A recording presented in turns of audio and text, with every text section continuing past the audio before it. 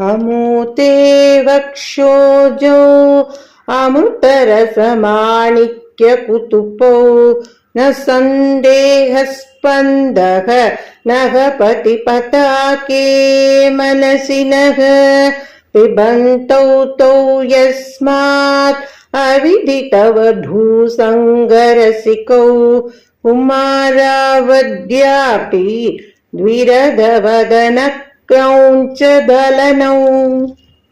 அம்மா, உன் ஸ்தனங்கள் அமிர்தம் நிரம்பிய மாணிக்க குடிவைகள்.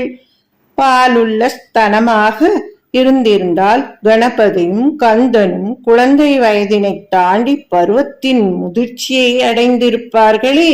அந்த ஸ்தனங்களில் இருந்து அமிர்தத்தை பருகியதால் தான் கணபதியும் கந்தனும் பால்ய வயதினை தாண்டாமல் மங்கைய சம்பந்தம் இல்லாத குழந்தைகளாகவே இருக்கின்றனர்.